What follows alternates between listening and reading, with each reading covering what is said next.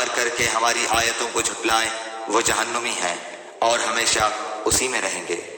یا بنی اسرائیل اذکروا نعمتی التي انعمت علیکم واوفوا بعہدی اوف بعہدکم وإیایا فارہبون۔ اے بنی اسرائیل، میری اس نعمت کو یاد کرو جو میں نے تم پر انعام کی، اور میرے عہد کو پورا کرو، میں تمہارے عہد کو پورا کروں گا، اور مجھ ہی سے ڈرو۔ اسرائیل حضرت یعقوب علیہ السلام کا دوسرا نام ہے۔ ان کی اولاد کو بنی اسرائیل کہا جاتا ہے۔ تمام تر یہودی اور اکثر عیسائی اسی نسل سے تعلق رکھتے تھے۔ مدینہ منورہ میں یہودیوں کی اچھی خاصی تعداد آباد تھی، اور رسول اکرم صلی اللہ علیہ وسلم نے مدینہ منورہ پہنچنے کے بعد نہ صرف ان کو اسلام کی دعوت دی تھی بلکہ ان سے امن کا معاہدہ بھی فرمایا تھا۔ لہٰذا اس مدنی صورت میں زیر نظر آیت سے آیت 143 تک مسلسل بنی اسرائیل کا تذکرہ ہے، جس میں انہیں اسلام کی دعوت بھی دی گئی ہے اور ان کو نصیحت کرنے کے ساتھ ان کی بدعنوانیوں پر متنبہ بھی کیا گیا ہے۔ شروع میں ان کو یاد دلایا گیا ہے کہ اللہ تعالیٰ نے ان پر کیسے کیسے انعامات فرمائے تھے۔ اس کا تقاضا یہ تھا کہ وہ اللہ تعالیٰ کے شکر گزار ہو کر اس عہد کو پورا کرتے جو اللہ تعالیٰ نے ان سے لیا تھا کہ وہ تورات پر ٹھیک ٹھیک عمل کریں گے اور اللہ کے بھیجے ہوئے ہر نبی پر ایمان لائیں گے۔ لیکن انہوں نے تورات پر عمل کرنے کے بجائے اس کی من مانی تعویلیں شروع کر دیں اور اس کے احکام کو بدل ڈالا۔ چونکہ اس طرز عمل کی ایک وجہ یہ بھی تھی کہ حق کو قبول کرنے کی صورت میں انہیں اپنے ہم مذہب لوگوں کا ڈر تھا کہ کہیں وہ ان سے بدظن نہ ہو جائے۔ اس لیے ان دو آیتوں کے آخر میں فرمایا گیا ہے کہ مخلوق سے ڈرنے کے بجائے انہیں اللہ سے ڈرنا چاہیے اور اللہ کے سوا کسی کا خوف دل میں نہیں رکھنا چاہیے۔ وآمنوا بما أنزلت مصدقا لما معكم ولا تكونوا أول كافر به ولا تشتروا بآياتي ثمنا قليلا وإياي فاتقون۔ اور اس کتاب پر ایمان لاؤ جو میں نے تمہاری کتابوں کی تصدیق میں نازل فرمائی ہے، اور اس کے ساتھ تم ہی پہلے کافر نہ بنو، اور میری آیتوں کو تھوڑی تھوڑی قیمت پر نہ فروخت کرو، اور صرف مجھ ہی سے ڈرو۔ بنی اسرائیل کو یاد دلایا جا رہا ہے کہ قرآن کریم وہی دعوت لے کر آیا ہے جو تورات اور انجیل کی دعوت تھی، اور جن آسمانی کتابوں پر وہ ایمان رکھتے ہیں قرآن کریم انہیں جھٹلانے کے بجائے دو طرح سے ان کی تصدیق کرتا ہے۔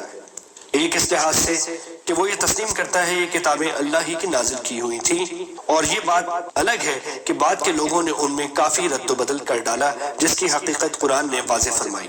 اور دوسرے قرآن اس حیثیت سے ان کتابوں کی تصدیق کرتا ہے کہ ان کتابوں میں آخری نبی کی تشریف آوری کی جو پیشن گوئیاں کی گئی تھیں قرآن کریم نے انہیں سچا کر دکھایا۔ اس کا تقاضا یہ تھا کہ بنی اسرائیل عرب کے بت پرستوں سے پہلے اس پر ایمان لاتے، لیکن ہو یہ رہا ہے کہ جس تیز رفتاری سے بت پرست اسلام لا رہے ہیں اس رفتار سے یہودی ایمان نہیں لا رہے، اور اس طرح گویا بنی اسرائیل قرآن کی تکذیب میں پیش ہے۔ اس لیے کہا گیا کہ تم ہی سب سے پہلے اس کے منکر نہ بن جاؤ۔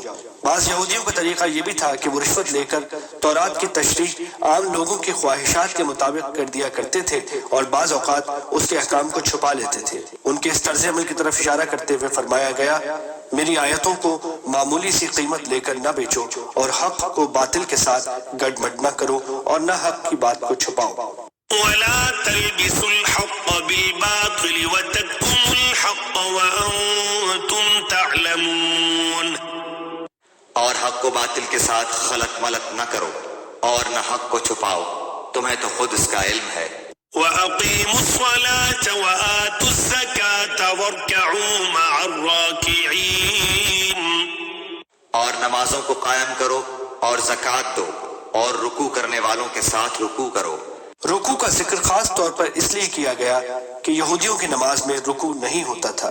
أَتَأْمُرُونَ النَّاسَ بِالْبِرِّ وَتَنْسَوْنَ أَنفُسَكُمْ وَأَنْتُمْ تَتْلُونَ الْكِتَابَ أَفَلَا تَعْقِلُونَ۔ کیا لوگوں کو بھلائیوں کا حکم کرتے ہو اور خود اپنے آپ کو بھول جاتے ہو، باوجود ہے کہ تم کتاب پڑھتے ہو؟ کیا اتنی بھی تم میں سمجھ نہیں؟ وَاسْتَعِينُوا بِالصَّبْرِ وَالصَّلَاةِ وَإِنَّهَا لَكَبِيرَةٌ إِلَّا عَلَى الْخَاشِعِينَ۔ اور صبر اور نماز کے ساتھ مدد طلب کرو، یہ چیز شاق ہے مگر ڈر رکھنے والوں پر۔ الَّذِينَ يَظُنُّونَ أَنَّهُم مُّلَاقُو رَبِّهِمْ وَأَنَّهُمْ کہ بے شک وہ اپنے رب سے ملاقات کرنے والے اور یقیناً وہ اسی کی طرف لوٹ کر جانے والے ہیں۔ يا بني إسرائيل اذكروا نعمتي التي أنعمت عليكم وأني فضلتكم على العالمين۔ اے اولاد یعقوب، میری اس نعمت کو یاد کرو جو میں نے تم پر انعام کی اور میں نے تمہیں تمام جہانوں پر فضیلت دی۔ واتقوا يوما لا تجزي نفس عن نفس شيئا ولا يقبل منها شفاعة ولا يؤخذ منها عدل ولا هم ينصرون۔ اس دن سے ڈرتے رہو جب کوئی کسی کو نفع نہ دے سکے گا اور نہ ہی اس کی بابت کوئی سفارش قبول ہوگی اور نہ کوئی بدلہ اس کے عوض لیا جائے گا اور نہ وہ مدد کیے